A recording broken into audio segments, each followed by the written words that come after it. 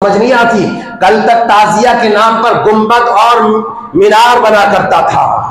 जब इस साल मैंने देखा ताजिया के नाम पर पुतले बन रहे हैं, ताजिया के नाम पर ऐसे बदशक्ल और भोड़ी सूरत वाले मुजस्समे बनाए जा रहे हैं, या ताजिया के नाम पर कुछ तस्वीर आवेज़ा किए जा रहे हैं। ऐसी ऐसी तस्वीर कि खुदा की कसम, जिन तस्वीर को देखने से इंसान क्या, अहले ईमान क्या, शैतान भी शर्मा जाए।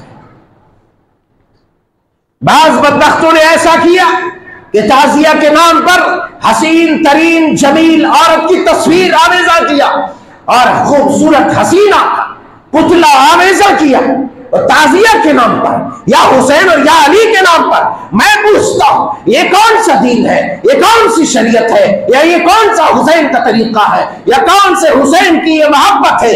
खुदा की कसम, ये हुसैन की मोहब्बत की आड़ में यहूदियत की मोहब्बत को फरोग दिया जा रहा है, शैतान की मोहब्बत को फरोग दिया जा रहा है, और कौम को गुमराह किया जा रहा है। और ये कौम क्यों गुमराह ना हो?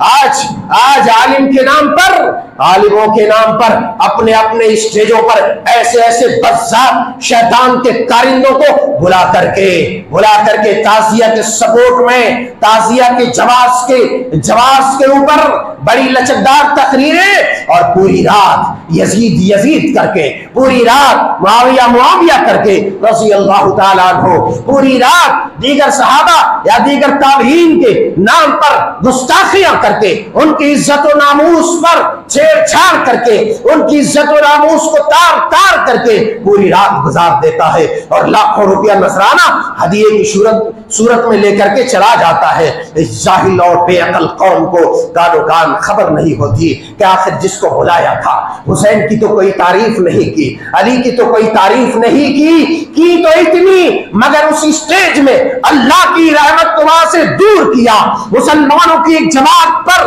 लामतान करके, मुसलमानों की एक जमात को गाली गलौज करके उस स्टेज से, उस मजलिस से अल्लाह की रहमत को दूर कर दिया। इस पर गैर मुसलमानों के यहाँ अपने देवी देवता और बुजुर्गों के पुतले निकाले जाते हैं।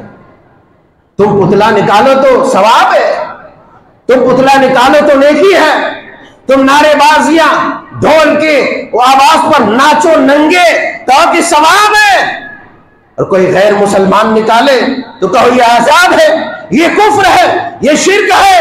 अरे वो भी कुफ्र है, ये भी कुफ्र है। ऐ उम्मत के जवानों सुनो, ऐ उम्मत के जवानों सुनो, या अली या हुसैन, मौला अली के नाम पर दीन का और रसूलुल्लाह के घर वालों की मोहब्बत का खून न करो, रसूलुल्लाह के घर वालों को इस तरह से रुसवा न करो।